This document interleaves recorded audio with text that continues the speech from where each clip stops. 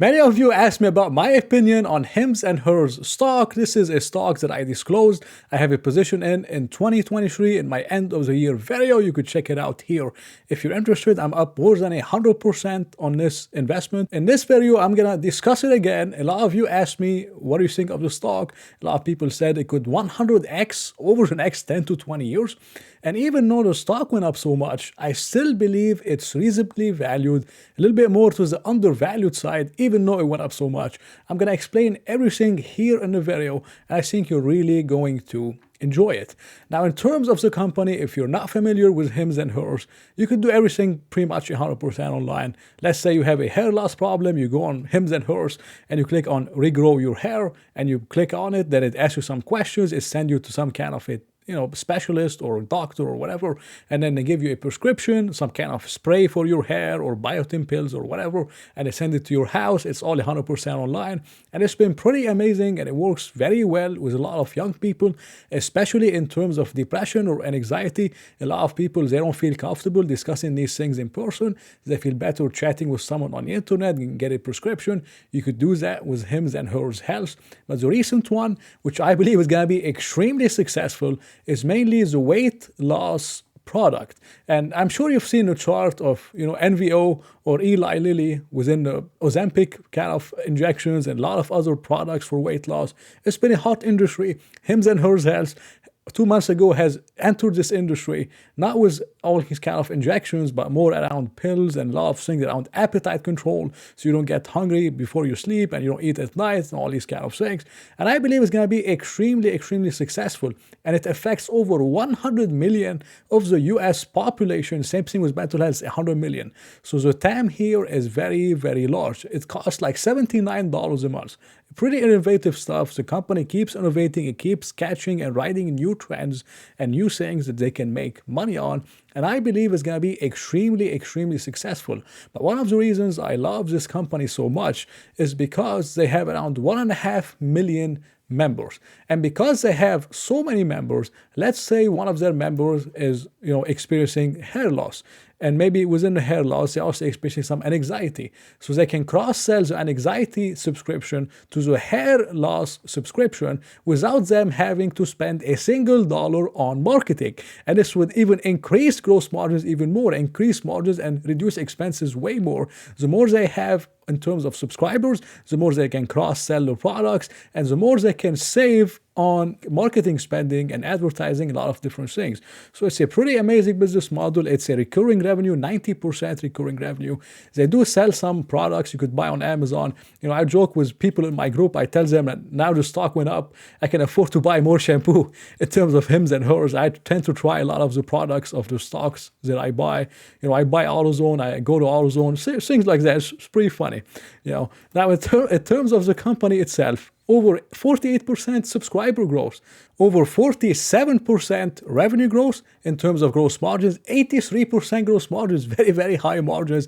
EBITDA, it was EBITDA negative. It turned positive in Q4 of 2022, and it's been profitable since then, over 20.6 million, record quarter in adjusted EBITDA profitability. Now, you might look at all these amazing metrics, 83% gross margins, 47% revenue growth, massive subscriber growth, and amazing business model and subscription services.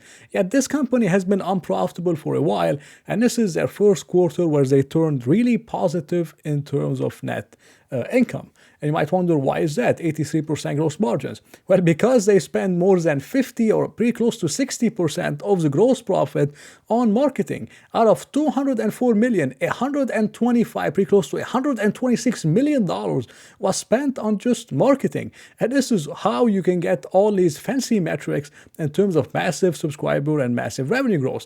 But I believe HIMS and HERS is doing the right thing in terms of sacrificing short-term gains from short-term profitability for the long-term benefit and potential of the company, because as I said, the more subscribers they have, the more they can cross-sell the products, and the more they ultimately can decrease marketing spending, which is going to increase net income. And this is my thesis with the company. This is what I shared in my video last year in 2023. More subscribers, less advertising, they can cross-sell the product, and it's going to increase net income margins massively. Now, in terms of my valuation model, Is HIMS going to 100x or not? I don't believe so. But I think HIMS will deliver a pretty decent return. And this return, I believe, is pretty close to 77%. How did I get to 77%? I put in 37% for 2024 in terms of growth, and this is what the company is guiding.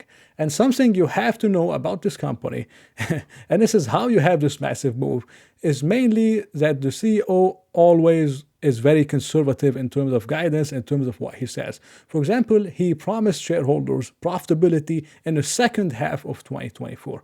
No one was expecting profitability this quarter. And this is how you got this massive move. And now he's saying 37% for 2024. I would not be surprised if they have another year of 40 or 45% revenue growth. I would not be surprised at all. And after that, I have 20% between 2025 to 2028, which I believe is fair. Now, the tricky part is net income margin. I put it in at 10%. The analysts, they have it going up to 11% by 2028. This is very hard to determine because we don't know how much they're going to spend on marketing and what kind of expense profiles they're going to have. But for me personally, looking at gross margins, looking at the potential and the plan of the CEO, which is to decrease marketing spending at the end of the decade. And this is all on adjustable numbers. So you including stock-based compensation, which is going to inflate the margins. I don't see why we cannot have 10%. I just don't see why not. And HIMS does have a massive SBC problem, just like Palantir had. Palantir is getting it under control. And I believe the same thing is going to happen for HIMS and HERS Health.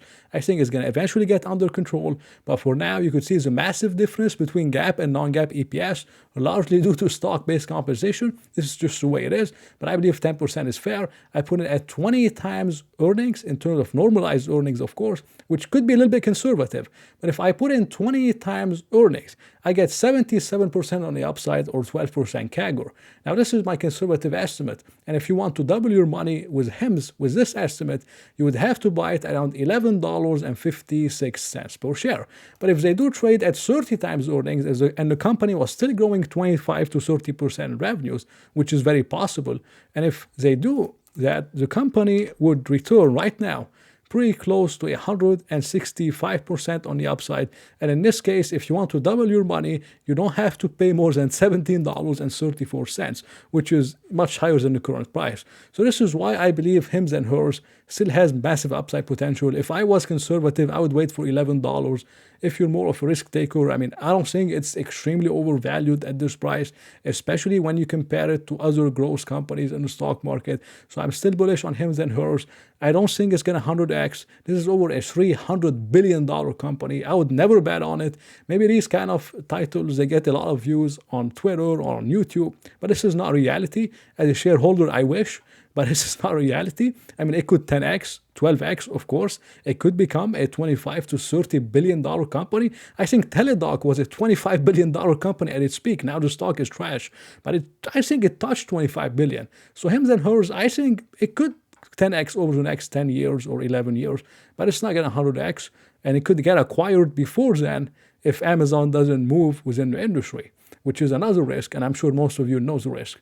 So this was just my opinion. It was not financial advice. I hope you enjoyed the video. If you did, please press the like button and maybe consider subscribing. So I hope to see you in another video.